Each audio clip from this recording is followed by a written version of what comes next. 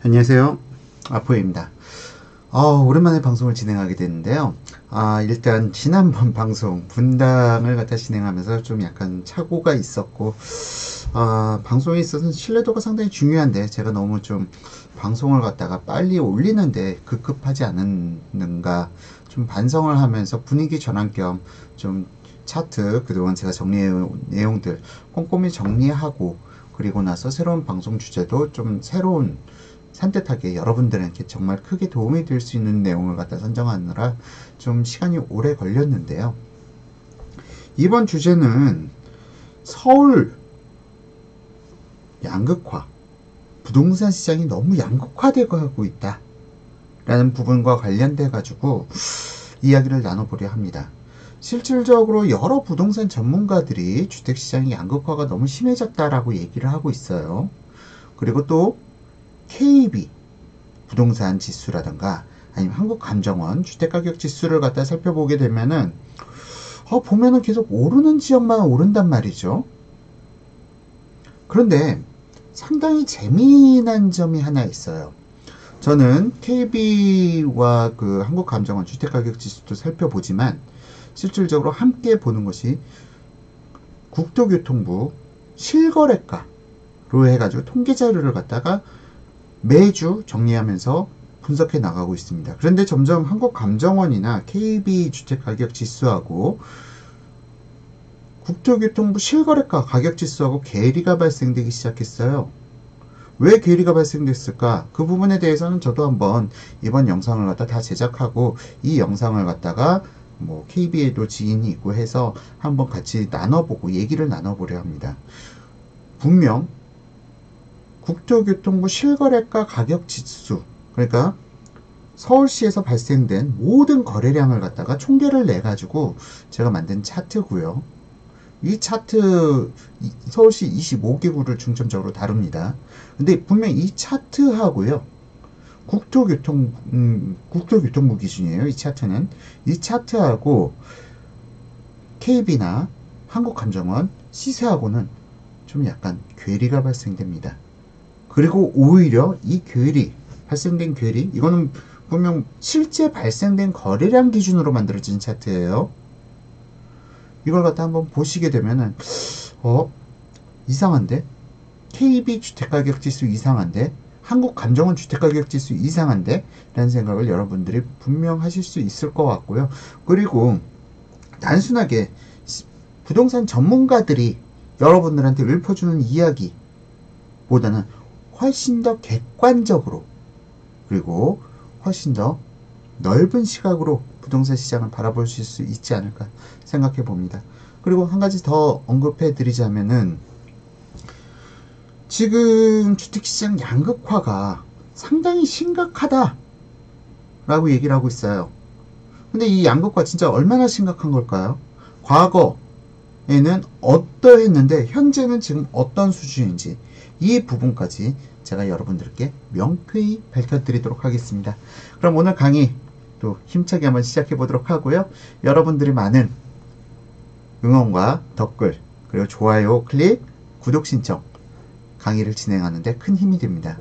많이 좀 부탁드리겠습니다.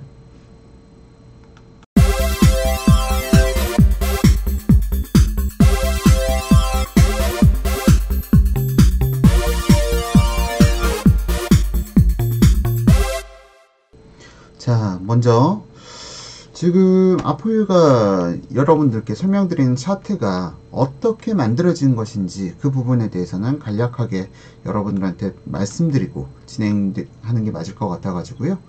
지금 현재 아포유에서 지금 그 통계 내는 자료들은 이렇게 국토교통부 실거래가 기준으로 해서 쭈루루루 나타난 이렇게 이 차트 데이터들을 갖다 기준으로 만들어지는 자료고요.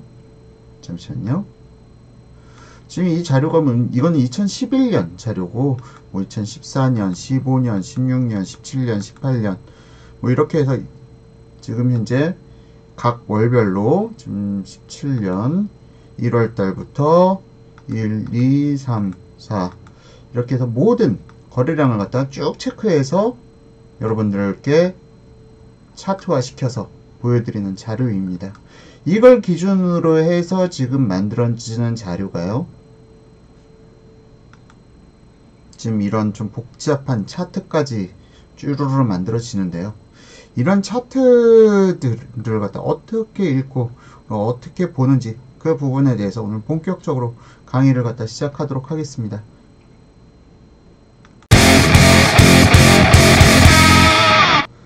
자, 지금 이 강의는요, 사실 제가 유료 강의로 오프라인 강의에서 강의를 진행하기 위해서 아껴 놓았던 강의인데, 사실 이런 강의를 갖다가 여러분들께서는 어디서도 접해보지 못한 강의일 거라는 점은 자부합니다.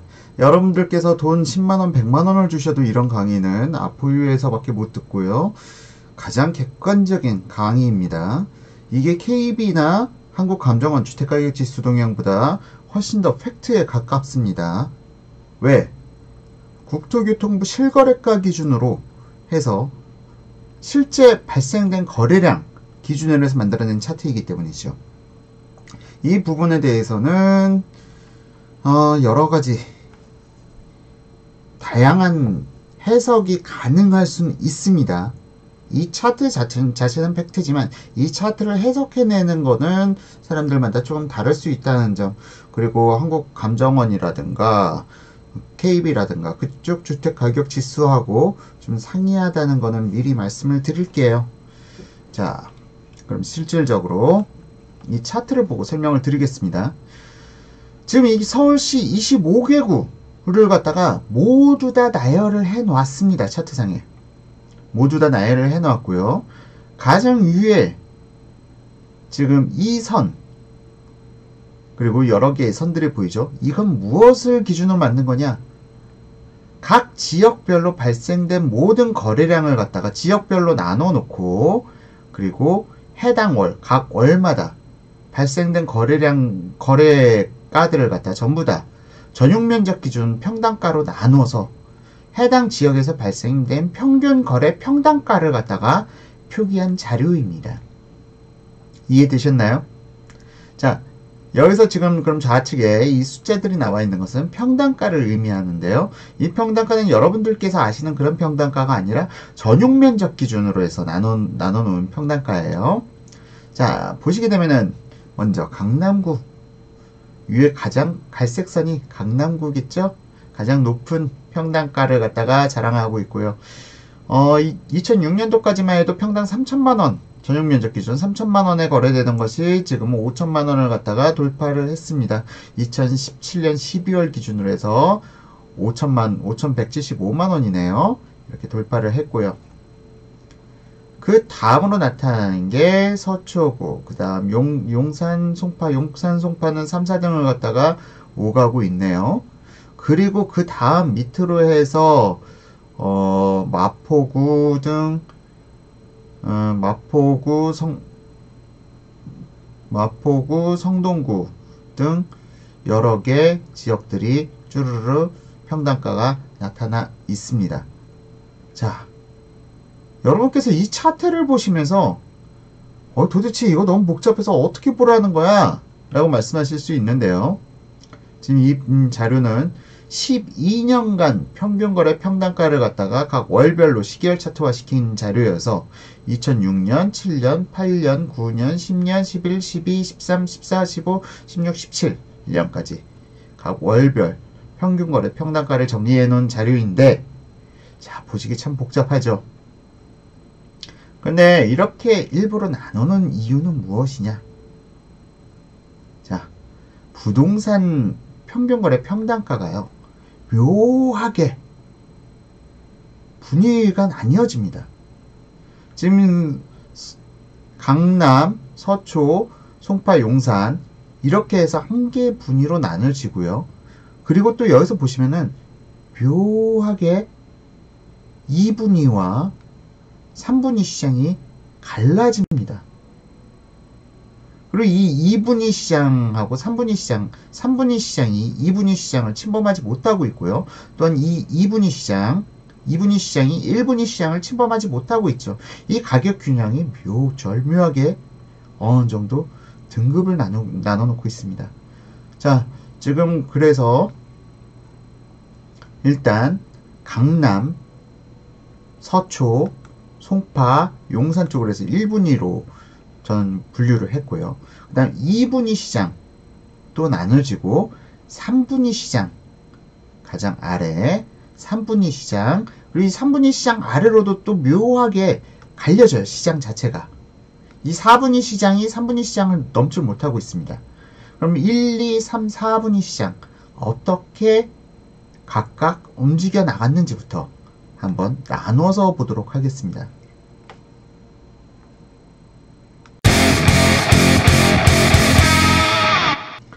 그럼 1분위 시장 강남, 서초, 송파, 용산 이쪽을 갖다 먼저 한번 살펴보도록 하겠습니다. 야, 강남 시장은 결코 그 누구도 근접하지 못합니다. 하지만 재미난 점 2006년도에요. 서초하고 송파하고는 평균거래 평단가가 비슷한 수준을 갖다 유지해 가고 있었어요. 이때 왜 송파가 이렇게 강세를 나타냈느냐? 재건축 여파가 있었죠. 뭐 엘스라든지 트리지움이라든지 그런 재건축 여파가 있어서 강세를 송파가 한때 서초를 갖다 넘어서기도 하고 이런 강세 시장을 갖다 보였는데요. 더욱더 재미난 점 용산은 2006년 지금 현재 2006년부터 시작돼 가지고 지금 약간 좀 아쉬운 점이 있는데요. 일단 설명드리겠습니다. 용산은 결코 이 강남 상구를 갖다가 근접할 수 없는 지역이었는데 용산이 동부 이천동과 시작해서 한남동 그쪽으로 해서 고급 주택가들이 어느 정도 강세를 띠기 시작하면서 용산이 이쪽 강남 2개구 송파 서초와 3파전을 벌이게 됩니다. 이게 2007년도와 2008년도 2009년도까지 쭉 이어지는 장세고요. 그리고 송파구에 엘스라든가 잠실 재건축 사총사 있죠.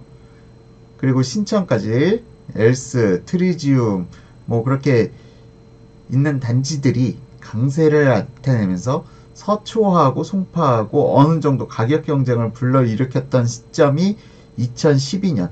그러면서 용산은 좀 너무 고가 주택들에 대해서 가격 조정이 이루어졌다고 보기보다는 좀 저가의 아파트들 위주로 거래가 이루어지면서 평균 거래 평단가가 많이 낮아지는 모습을 보였죠. 2013년까지.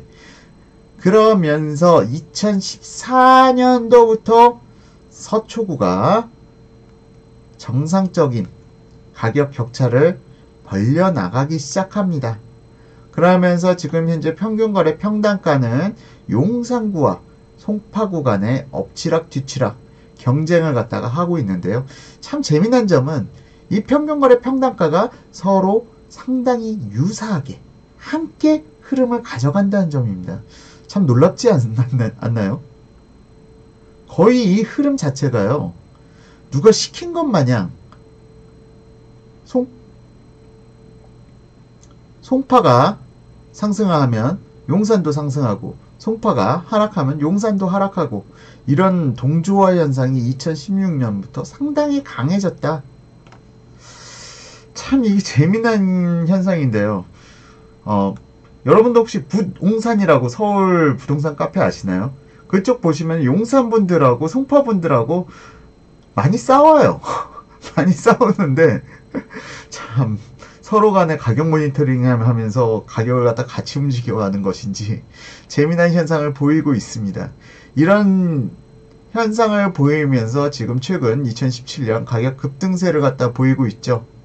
그리고 2018년도에는 강남이 좀 더 많이 치고 올라간 것 같긴 합니다. 지금 현재 2017년 시장까지 흐름.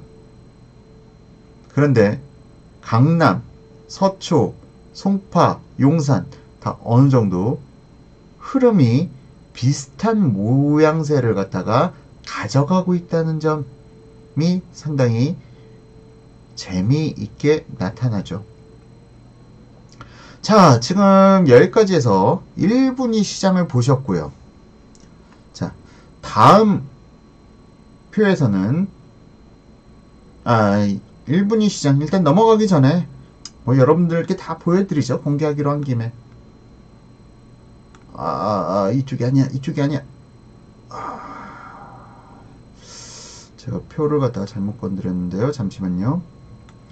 자,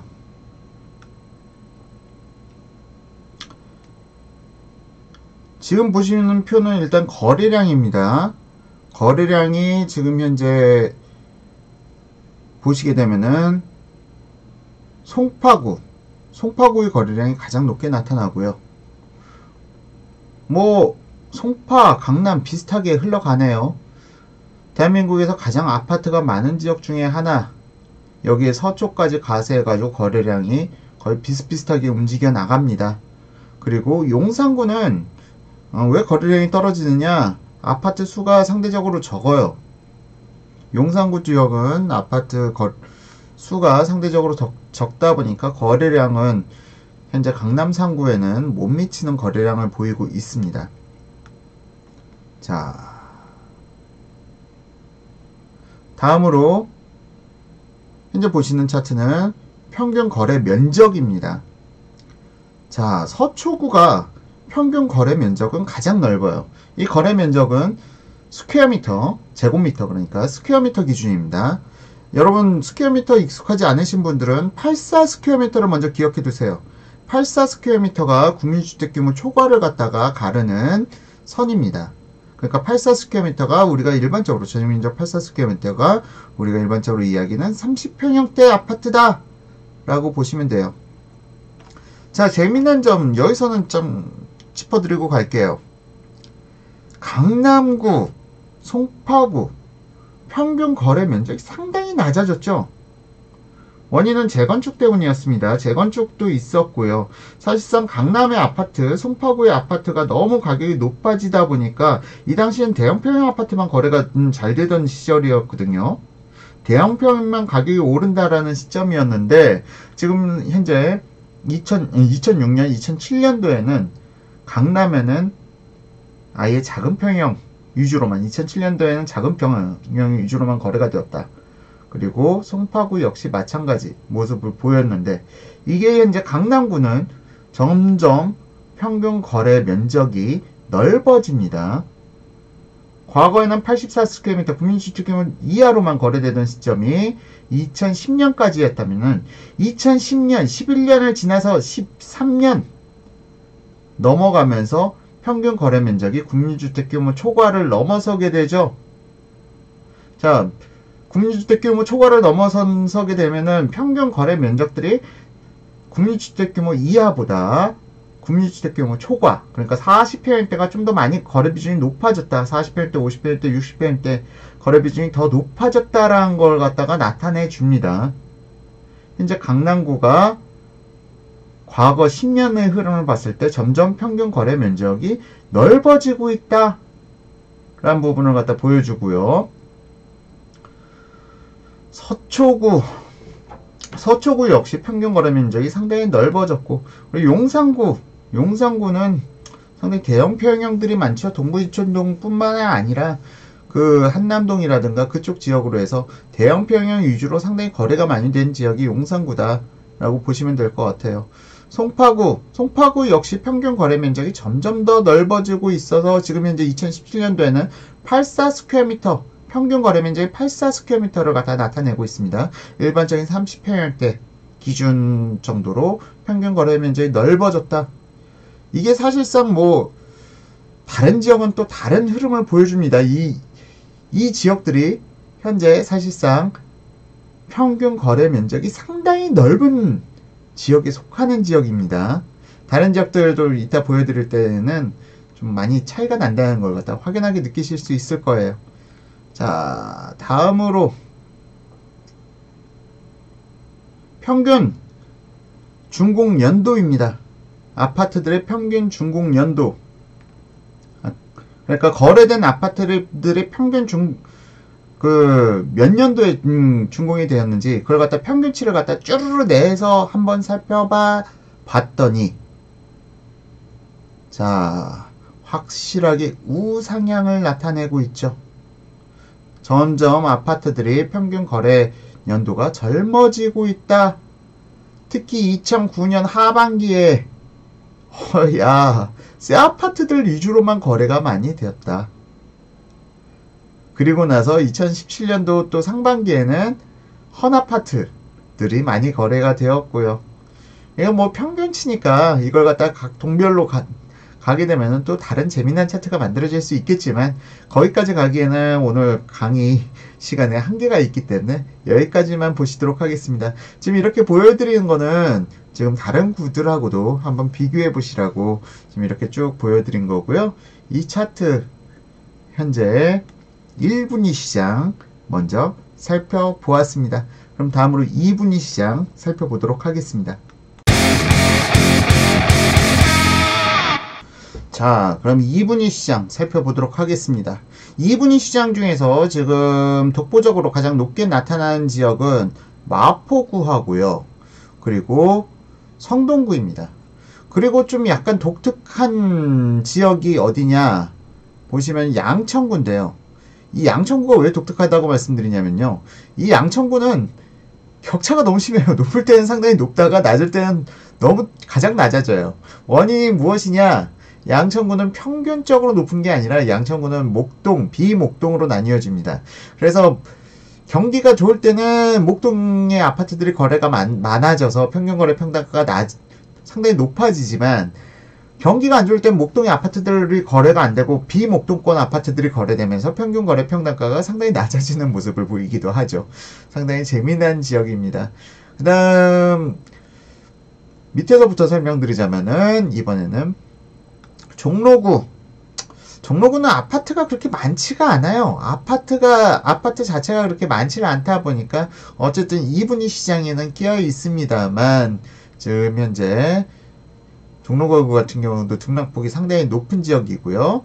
그 다음으로 2분위 시장 중에서 낮은 곳 영등포구가 상당히 낮은 위치에 속해 있네요. 하지만 이 부분들이 2분위 시장끼리는 서로 간에 엎치락 뒤치락 하면서 함께 시장을 갖다가 형성시켜 가고 있습니다. 그리고 지금 현재 이 세력권들이요.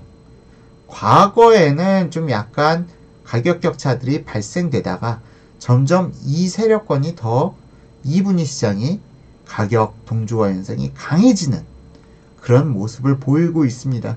지금 2006년부터 2017년까지 흐름을 보시게 되면 이들의 편차가 점점 더 좁아지면서 함께 움직이는 걸 갖다 나타내죠.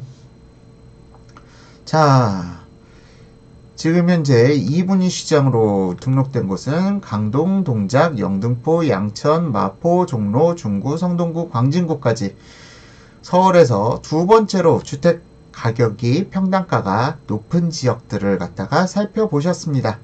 자, 다음으로 거래량적인 면에서 보게 되면은 앞서 말씀드렸다시피 지금 현재 종로구가 아파트 거래량이 가장 적게 나타나죠. 종로구가 가장 적게 나타나고 가장 많이 나타나는 지역은 강동구. 강동구도 아파트가 상당히 많습니다. 둔촌동부터 시작해서 고덕, 상일, 암사까지 해서요. 그리고 뭐 이 순서는 그냥 여러분들께서 표로 봐주시면 될 것 같습니다.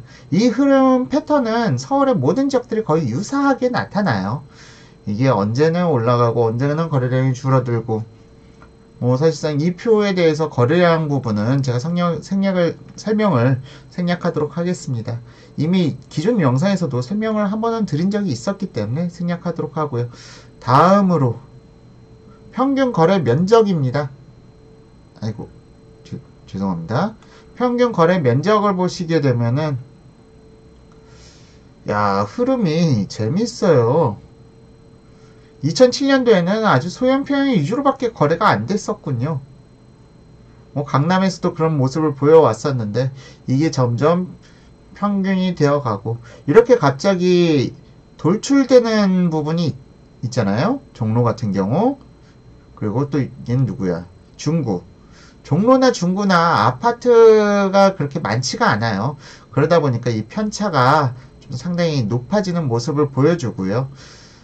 아파트가 많은 지역일수록 이런 편차가 갑자기 급등하고 줄어드는 경우는 그렇게 흔치는 않습니다. 물론 예외적인 케이스도 있죠. 뭐 갑자기 임대 아파트가 분양 전환을 한다거나 그런 경우에는 쏠림 현상이 나타나기도 하는데, 이거는 각 구별로만 보고 보시기에는 좀 한계가 있고요. 재미난 점, 자, 제가 아까 84스퀘어미터라고 말씀드렸죠. 이 면적 부분 84스퀘어미터가 국민주택 규모 아파트다. 대부분 84스퀘어미터를 초과하지 못하는 모습들을 보여주고 있습니다. 앞서 보신 강남과는 분명히 확연한 차이가 나타난다는 점 여러분 육안상으로 나타날 거라 생각하고요. 자, 다음으로 평균 거래 연차. 평균 거래 연차가 어떤 지역은 새 아파트들이 많고 어떤 지역은 헌 아파트들이 많다. 자, 새 아파트들이 많은 지역은 보시게 되면 중구 새 아파트들이 많았고요. 거래량이 여기도 분위기가 나뉘어지네요. 상대적으로 성동구가 새 아파트들이 많았고요. 또 종로구도 새 아파트들이 많았습니다.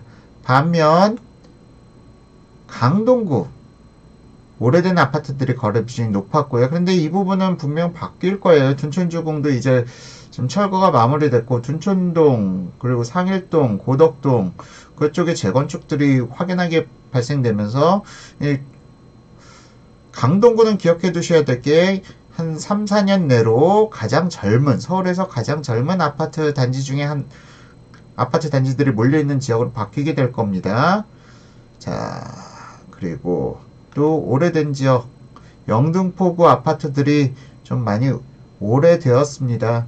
그리고 거래도 지금 현재 우상향하는 모습을 갖다 확연하게 나타내주진 못하고 있어요. 지금 영등포구가 다소 아파트들이 노후화된 아파트들 위주로 거래가 되고 있다. 광진구도 그러네요. 광진구는 거의 변동이 없어요. 광진구는 97년도에 준공된 아파트들 위주로 꾸준하게 97년도 수준을 유지하고 있습니다. 그러니까 실질적으로 새 아파트가 많이 늘어나지 않은 지역이다 라는 걸 갖다 나타내주고 있죠. 자, 이상으로 해서 2분위 시장 살펴보셨고요. 다시 돌아가가지고 이제 3분위 시장 설명해 드리도록 하겠습니다.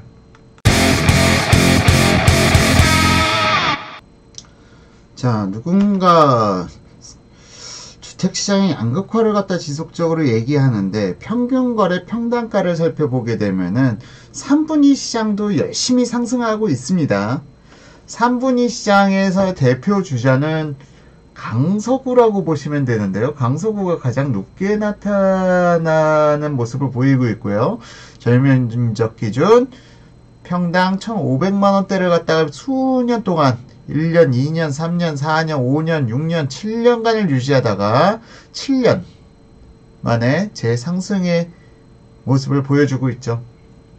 자, 강서구가 가장 높은, 근데 강서구 말고도요, 재밌는 점은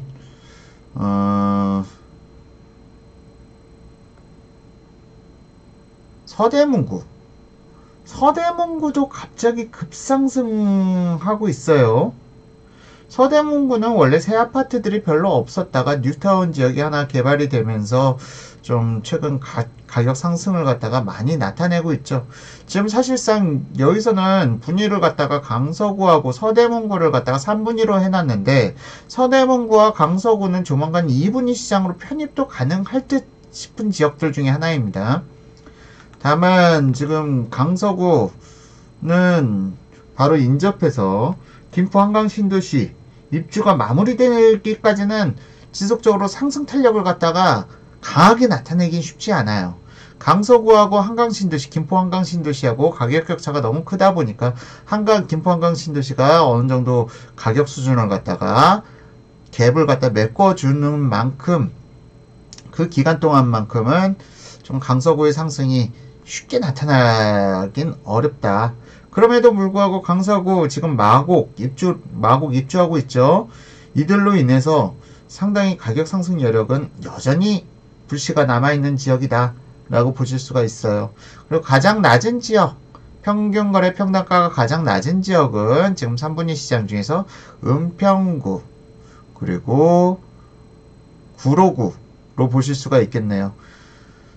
원래는 은평구가 가장 낮은 지역이었었는데 은평 뉴타운 등의 거래도 이제 어느 정도 정상화 단계를 밟아가면서 지금 현재로서는 3분위 시장 중에서 구로구가 가장 뒤처지는 모습을 보여주고 있습니다. 3분위 시장 정리하자면 관악구, 강서구, 구로구, 은평구, 서대문구, 동대문구, 성북구까지 이상 7개 구를 갖다 보실 수가 있으시고요. 이들의 흐름은 사실상 2013년, 12년 이때 가격 동조화 현상이 가장 강해지고 격차가 좁아졌다가 오히려 최근 들어서면서 가격 격차를 갖다가 벌려가는 모습을 보여주고 있습니다. 지금 이 중에서 특징적인 점 강서구와 서대문구가 지금 3분위 시장을 갖다가 좀 따돌리고 2분위 시장으로 들어가려는 모습을 보이고 있고요. 자, 다음으로 거래량을 보시게 되면은 구로구가 구로구가 2006년도에는 가장 거래량이 많았었군요. 근데 이거는 이따 뒤에서 다시 한번 설명드릴 테지만 이 당시에는 소외됐던 2006년, 2007년도의 상승은 가격 그러니까 상승이 없었던 소외됐던 지역들 위주의 상승이었기 때문에 구로구가 이렇게 뜨거웠을 수 있고요. 그 뒤로 현재 최근 시장에서 가장 뜨거웠던 지역은 역시나 강서구입니다. 마곡으로 인한 효과라고 보실 수가 있고요. 지금 현재 3분위 시장 중에서는 강서구가 가장 뜨겁다. 그런데 원래는 그 이전에는 좀 약간 엎치락뒤치락하는 모습도 보여주었습니다. 구로구 어차피 지금 현재 구로구가 그래도 2등을 차지하고 있네요. 그리고 성북구가 거래량이 높은 거래량을 갖다 보여주고 있고요. 가장 낮은 거래량을 보여주는 지역은 서대문구와 동대문구다라고 보실 수가 있습니다. 이들 지역은 아파트가 그렇게 많은 지역이 아니기 때문에 이렇게 나타나는 것이고요.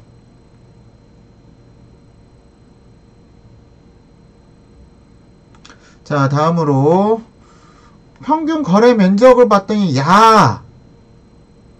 3분위 시장으로 왔더니 80스퀘어미터를 초과하지 못해요. 84스퀘어미터가 30평형대라고 말씀드렸잖아요. 자, 이들 지역으로 갈수록 평균 거래 면적이 확연히 낮아집니다. 확연히 낮아졌죠. 80스퀘어미터를 넘지를 못합니다.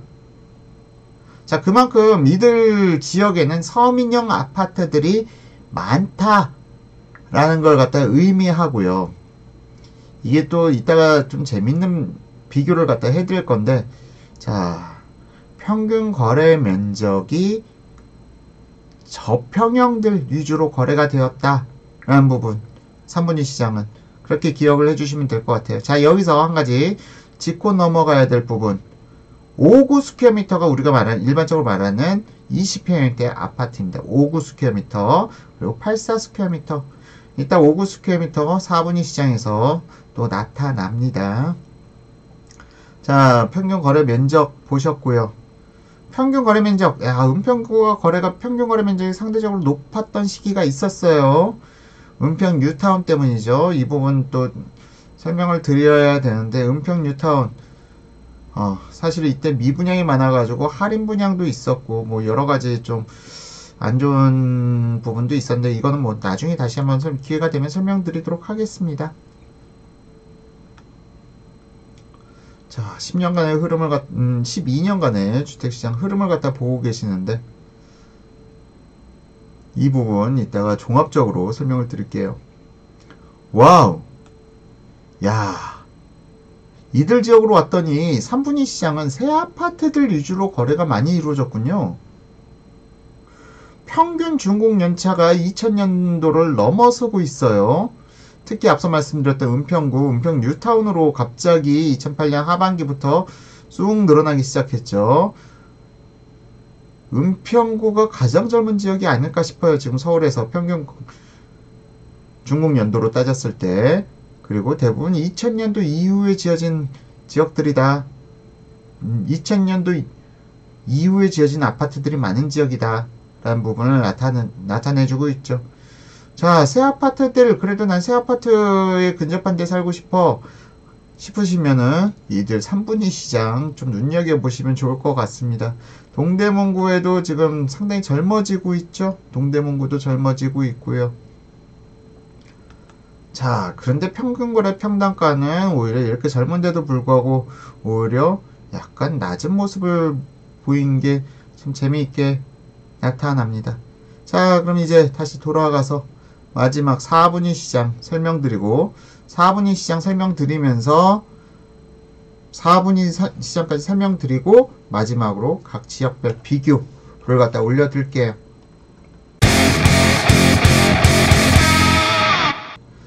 자, 이제 4분위 시장 살펴보도록 하겠습니다. 4분위 시장은 실질적으로 2006년부터 7년, 8년, 6월달까지 가장 높은 상승을 보였던 게 4분위 시장입니다. 실질적으로 강남, 그러니까 1분위 시장, 2분위 시장은 2006년도 이전 2005년까지 어마어마한 상승을 거쳐왔어요. 2001년부터 꾸준히 상승해서 2005년까지 상승한 게 1분위 시장, 2분위 시장이고요. 이 양극화가 너무 심해지다 보니까 더 이상 1분위 시장, 2분위 시장으로는 진입을 하지를 못하고 그 다음 남아있는 4분위 시장에 사람들이 몰려들기 시작하면서 기간 내 상승률은 4분위 시장이 최고였다고 보실 수가 있습니다. 그냥 직설적으로 도봉구 같은 경우 설명드리자면은 2006년 1월 달에 평당, 전유면적 기준 평당 760만원이었던 곳이 2008년 6월달 1542만원으로 2배가 200%가 넘는 상승을 보였죠. 노원구 역시 마찬가지예요. 노원구도 뭐 그렇게 썩 한 813만원 하던 것이 1653만원으로 상승했으니 무려 28개월, 30개월 동안 200% 넘는 상승을 보여줬던 것이죠. 하지만 이쪽 그 4분위 시장에 투자를 들어가신 분들이 그렇게 기초체력이 강하신 분들이 들어간 게 아니었어요. 그러다 보니까 이 하락기가 좀 다른 1분위 시장, 2분위 시장, 3분위 시장보다 좀 더 깊게 하락하는 모양새를 나타냈죠. 일례로 도봉구 1542만원이던 것이 1115만원까지 떨어졌네요. 불과 5년, 6년 만에. 그래서 사람들이 실질적으로 투자를 하려면은 돈 있는 동네에서 투자해라 라는 얘기까지 나타나긴 하지만 어차피 이 당시에 폭등 수준이 너무도 과하게 나타났기 때문에 이에 대한 홍역을 갖다 치른 시점이라고 보실 수가 있습니다. 자, 1분위 시장, 2분위 시장, 3분위 시장, 4분위 시장 이 등락률은요 4분위 시장이 좀 가장 좀 크게 아프게 나타났다는 거 이 부분 좀 기억해 두실 필요가 있고, 다만 양극화라는 거는 언젠간 그 갭이 메꿔진다. 그리고 그 부분에 대해서는 제 마지막 타임에 좀 더 자세하게 설명드리도록 하겠습니다.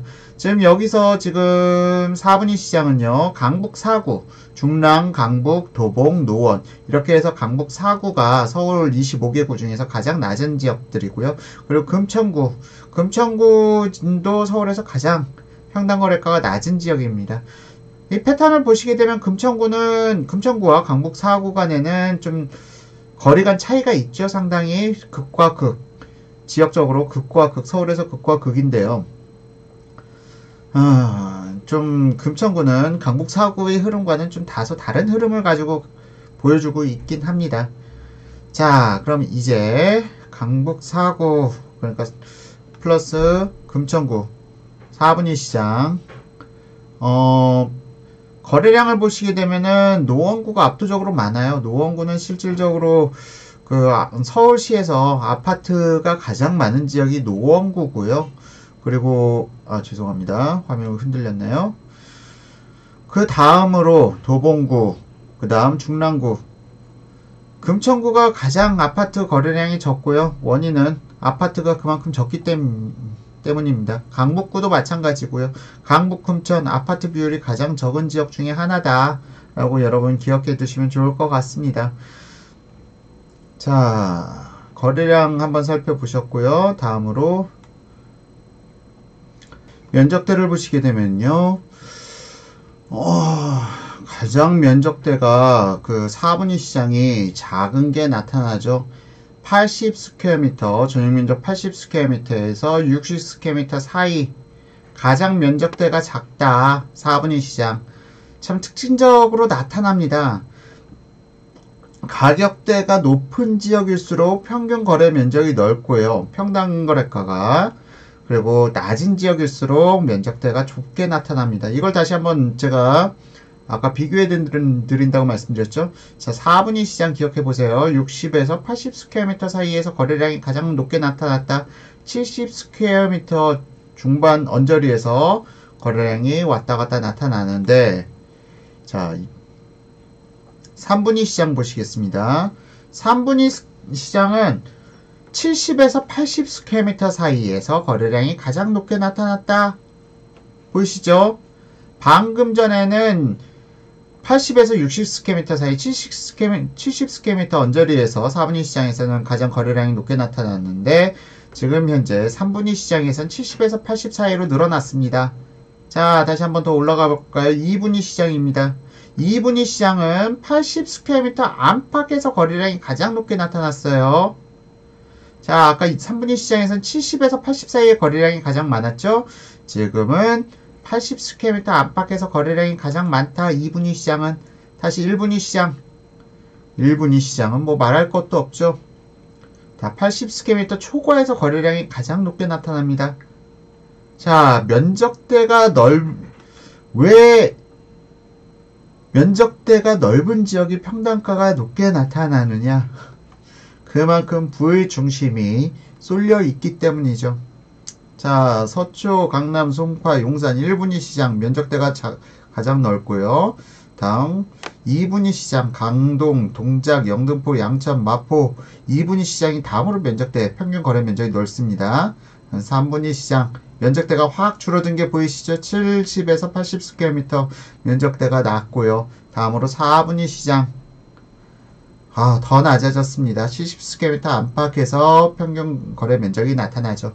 자, 이걸로 봤을 때 실질적으로 우리가 뭐 여러 강사분들이 뭐 이런 책도 나왔죠. 소형에 투자해야 한다. 하지만 소형이라고 다 같은 소형이 아닙니다. 되도록이면은 대형 평형에 몰린 지역의 소형이 그나마 나을 그 희소성의 가치가 있고 투자 가치가 좀 더 높다고 볼 수가 있겠죠. 이런 면에서 봤을 때 무조건 소형 평형 대세다라는 걸 갖다 신뢰하기에는 좀 한계가 있다. 마지막으로 평균 준공 연도, 언제 준공된 아파트들이 가장 많이 거래되는가? 참, 1분위 시장은 우상향한 게 확실히 보입니다. 새 아파트 비율이 좀 있었어요. 2분위 시장도 천천히 우상향, 3분위 시장도 우상향.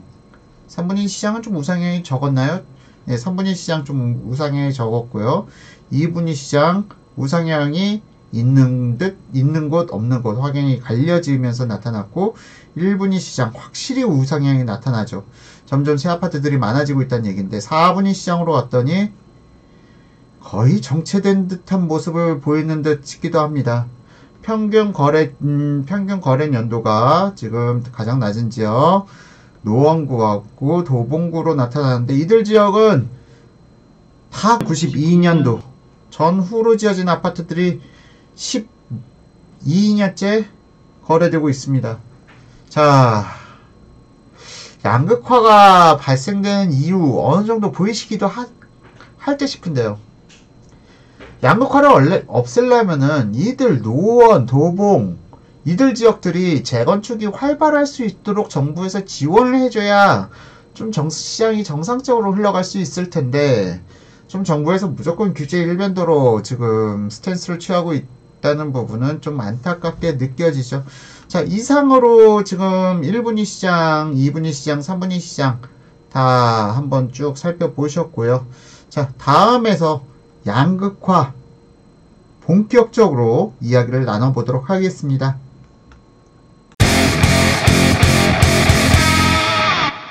자, 여기까지 참 지겨운 과정을 갖다가 겪어보고 오셨습니다. 자, 오늘 강의의 핵심 포인트, 양극화에 대해서 여러분들한테 정확하게 지금 현 주소를 진단해드리고, 그리고 양극화가 얼만큼 더 진행될 것인지, 더 벌어질 것인지, 좁혀질 것인지, 그 부분을 갖다가 다뤄보도록 하겠습니다. 마지막 챕터 진행하도록 하겠습니다.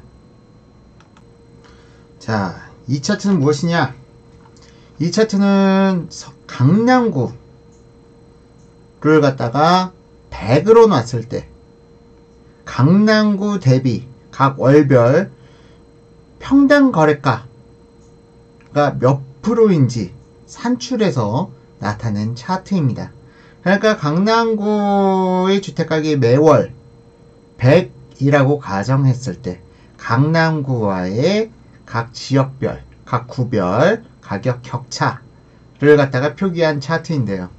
이 차트를 보시면 상당히 재미있습니다. 자, 지금 제가 앞서 설명드렸었죠. 강남구, 서초구, 송파구, 용산구 1분위 시장, 그 다음 2분위 시장, 그 다음 3분위 시장, 그리고 4분위 시장 이렇게 나눠진다고 말씀을 드렸는데요.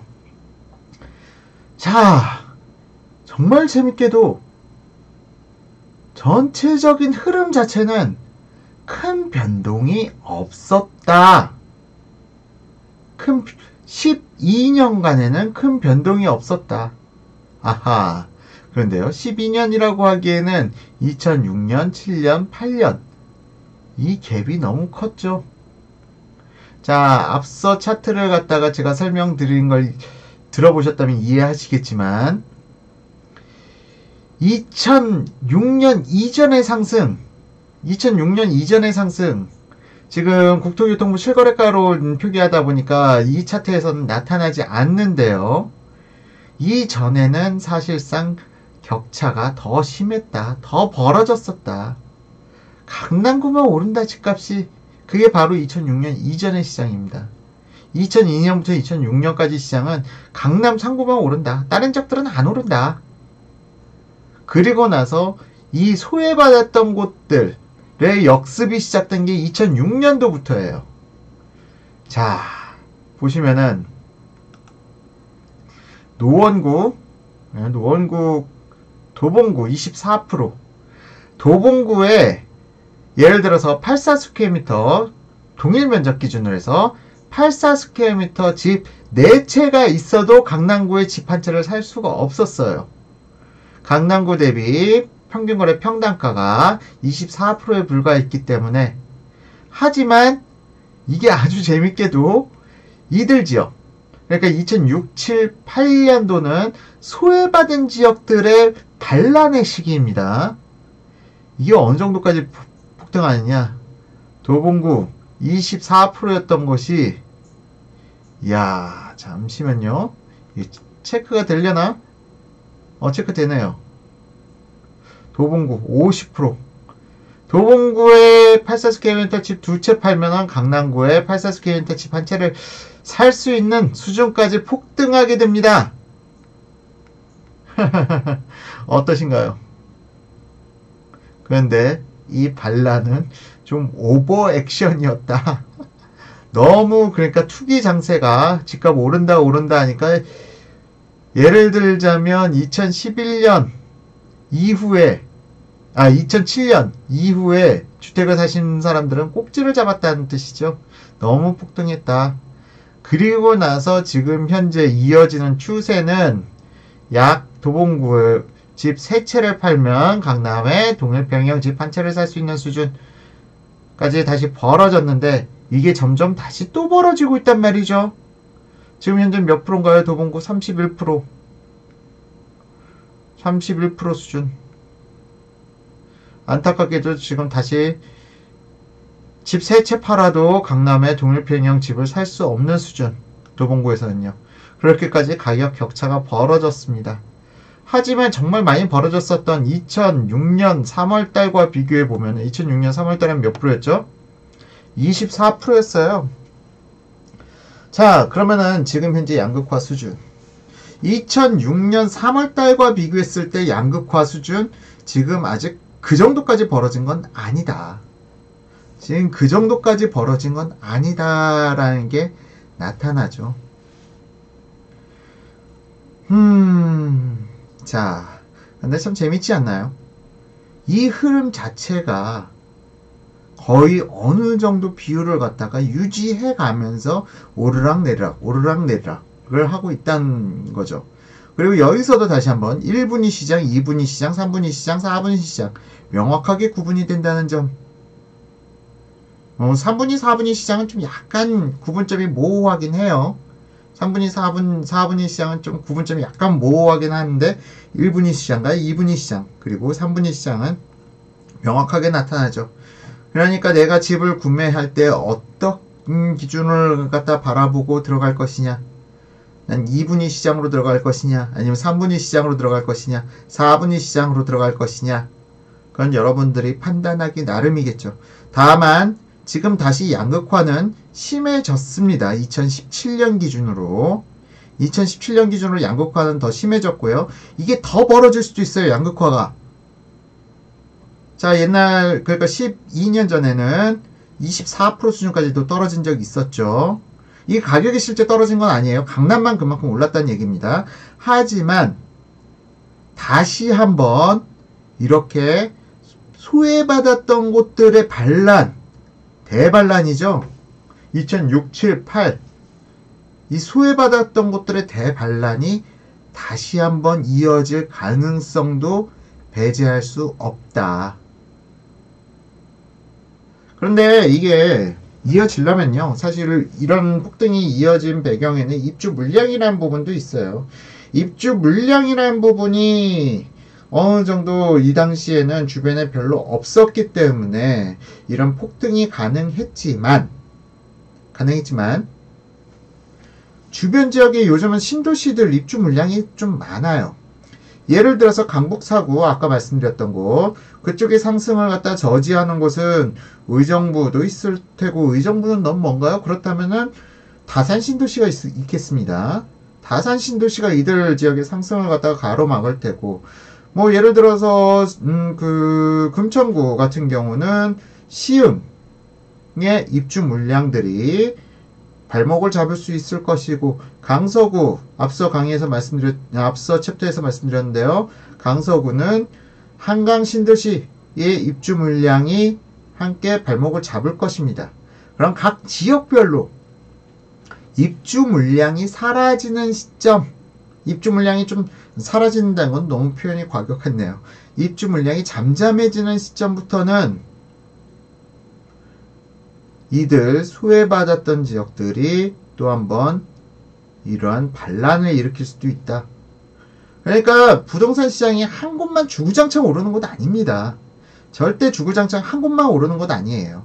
하지만 지금의 양극화는 좀 심해지고 있고 좀 상당히 벌어져가는 추세에 있고, 이건 더 심해질 수도 있다. 하지만 언젠가는 소외받은 시장의 역습이 시작된다. 이들의 소외받은 시장의 역습하기, 그렇기 때문에 무조건 입지가 최고다가 아니라 부동산은 입지보다 타이밍이다. 자, 지금 보시면 나타나죠. 도봉구가 이렇게 폭등한 사례. 강남 대비 집값이 평당 거래가가 50%밖에 안 하던 시절도 있었다. 이게 다시 벌어졌다. 하지만 다시 또 좁혀질 가능성 전혀 없다는 아닙니다. 물론 이때만큼, 이건 지금 다시 한번 말씀드리지만 2008년 6월 달에 이러한 폭등은 과도한 폭등이었다. 이들 지역의 과도한 폭등이었다. 그러니까 다시 바로 망치 맞고 조정받잖아요. 자, 이런 폭등이 건강한 시장은 아니지만 이 지금 벌어져가는 격차가 언제까지 벌어질 것이냐, 끝은 있다. 반드시 끝은 나타난다. 라는 부분으로 귀결될 수 있을 것 같습니다. 그리고 지금 강남에 지금 송파구 1월 달에 급등했는데, 자, 송파구하고 강남의 격차가 훨씬 더 벌어졌기 때문에 지금 다시 이번 1월 달에, 지금 여기 차트상에 나타나지 않지만 2018년 1월 달에 송파구가 폭등할 수가 있는 거고요. 자, 이런 흐름들 속에서 부동산 시장은 균형을 갖다가 맞춰가고 있다.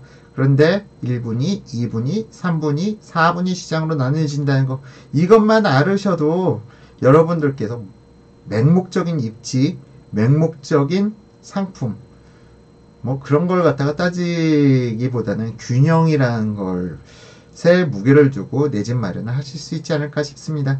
그리고 그 균형점이란 부분에 대해서는 제가 지속적으로 강의를 드려 나갈 거고요. 그렇기 때문에 제가 부동산 강사들 중에서 가장 하수로 보는 사람들, 무조건 부동산은 입지다? 하수입니다. 분명해요.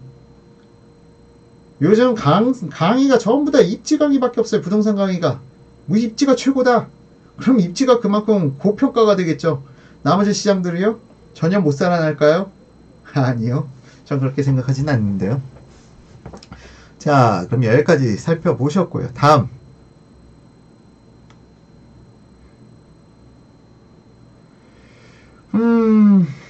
이거는 1군, 2군, 3군, 4군 아파트 가격 차이. 그러니까 앞서 말씀드렸죠. 1군, 2군, 3군, 4군 그 차이를 갖다가 상승률을 갖다 이렇게 표기를 한 거고요. 이것도 다시 한번 1군을 기준으로 퍼센티지로 나누어 봤더니 야, 재밌습니다. 1군, 그러니까 강남, 서초, 송파, 용산 그 1군 시장을 갖다 100을 기준으로 살펴봤더니 2군 아파트들의 평균 가격은 1군 수준하고 65% 수준을 갖다 지속적으로 유지하고 있더라. 놀랍죠? 누가 자로 쟀나요? 65% 수준의 시장이 지속적으로 이어지고 있다. 3군의 시장 한번 볼까요? 3군, 4군 시장은 2008년도에 격변의 시기가 있었습니다. 이들이 그러니까 아까 말씀드렸다시피 특히 4군 시장 30%이던 게 55% 수준까지 올라갔어요. 그런데 이건 과도한 폭등의 시기였다. 이 시기에는 아무도 못 말렸다. 그리고 나서 다시 균형점을 맞춰줘서 지금 3군의 시장은 1군 시장 대비 50%의 가격대를 갖다가 계속 유지하고 있다. 이 부분도 놀랍죠, 여러분? 나 혼자만 놀라운가? 자, 3군의 시장, 1군 아파트 시장과 3군의 시장이 50% 수준을 갖다 지속적으로 유지하고 있다. 예를 들어서 3군에 속해 있는 아파트 두 채를 팔면 1군의 아파트 한 채를 살 수 있는 그 격차인 거죠. 다음으로 4군의 아파트 시장을 볼까요? 4군의 아파트 시장은 격변의 시기를 지나고 45% 수준에서 맞춰지고 있는데 지금 최근 4군 시장은 많이 떨어지고 있습니다. 앞서 말씀드렸다시피 4군 시장 점점 더 외면받는 이유, 새 아파트가 없어요. 새 아파트가 없으니까 점점 4군 시장은 점점 더 슬럼화돼 가고 있는 겁니다. 좀 새 아파트, 국토교통부 관계자 여러분, 서울시 관계자 여러분, 제발 4군 시장들이 좀 개선될 수 있도록, 재정비가 선행될 수 있도록, 그래서 이 양극화가 점점 더 심해지지 않도록 노력을 기울여 주십사 부탁드립니다. 이 양극화가 멀어지면 멀어질수록, 심해지면 심해질수록 사회에 대한 불만은 더 커질 수밖에 없고요. 노력하는 사람들이 노력할 이유를 갖다가 상실하게 됩니다. 자, 4군의 시장은 좀 약간 1군 시장과 벌어지고 있다. 4군 시장에서는 집 두 채, 동일 면적 기준으로 집 두 채를 팔아도 1군 시장으로 가기가 어렵다라는 부분을 갖다가 보여주는 차트이죠. 자, 이 강의를 보시니까 어떠신가요? 주택시장, 아파트시장. 부동산 강사들이 말하는 내용이 맞나요? 그리고 여러분들이 생각해오던 생각과 오늘의 강의가 상당히 좀 많이 배치되진 않았던가요? 많이 배치가 되는 부분도 있고요. 물론 양극화, 지금 지역별로만 따져봤을 땐 그렇게까지 심하게 나타나지는 않는 걸로 보여지는데요. 이 양극화라는 게 사실상 좀 뚜렷하게 나타나는 부분이 준공 연도별로 보면은 좀 또 다르게 나타나요. 연차가 30년 이상 된 재건축 대상 아파트 단지들은 정말 많이 올랐고요. 폭등했고요.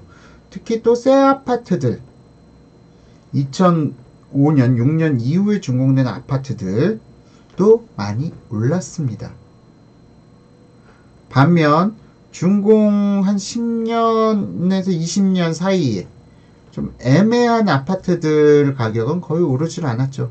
그러니까 지금 현재 최근의 상승을 갖다가 보게 되면은 새 아파트 위주의 상승과 재건축 대상 아파트 단지들의 상승이 주를 이루었다 라고 볼 수가 있을 것 같고요. 오늘 강의에서 그 부분까지는 다 짚어드리진 못했지만 그 부분도 제가 조만간 한번 강의에서 짚어드리도록 하겠습니다. 다만 무조건적인 맹목적인 입지 만능주의라는 것은요, 좀 약간 경계해야 될 필요가 있어요. 앞서 말씀드렸다시피 대부분의 부동산 강사들이 입지 하다 보니까 좋은 입지에 있는 아파트들은 가격이 점점 더 높아지고 있고요. 그 주변 입지에 있는 아파트들은 가격 상승이 또 덜한 부분도 있었어요. 근데 이 상승폭이 계속 너무 높아지다 보면은 사람들이 근접할 수 없는, 손에 닿을 수 없는 범위에 다다르게 됐을 때 이쪽 시장은 또 한동안 침체가 됩니다. 거래가 없어지게 되죠. 그리고 나서 그 밑에 주변 시장이 상승해 가는 시기가 또 나타납니다. 이건 역사상 항상 벌어져 왔던 일들이고요. 이건 또 재현될 가능성이 높습니다. 다만 최근에 주택시장 자체가 과거 10년 전하고는 또 다른 부분이, 과거 10년 전에는 아파트가 많이 부족했는데 이제는 신도시 경기도 주변으로 해서 좀 공급 물량이 많다 보니까 좀 이 상승 부분이 입주 물량에 따라서 좀 더디게 나타날 수도 있을 거라고 저는 생각하고 있고요. 이 부분에 대해서는 오늘 한 큐에 모든 걸 다 뽑을 수는 없듯이 또 다음 좋은 강의에서 한번 더 쉽게 여러분들에게 설명드릴 수 있는 시간을 마련해 보도록 하겠습니다. 오늘 강의 무척 긴, 지금까지 아포유 강의 중에서 최장 시간 강의였는데요. 이 강의는 한번 좀, 오늘 강의는 좀 약간 어렵다 쉽게 느껴질지도 모르겠어요. 좀 부동산 시장에 대해서 평소 관심이 없으셨던 분들이 보기에는 좀 지루하고 좀 듣기 힘든 강의였을 수 있겠습니다만, 이 부분에 대해서는 제가 나중에 이번 강의를 갖다 훨씬 더 재미있게, 그리고 좀 더 디테일하게 준비를 해서 오프라인 강의로 한번 진행해 보고자 기획해 보겠습니다. 그럼 여기까지 시청해 주신 유튜브 시청자 여러분, 그리고 아포유 가족 여러분, 감사합니다.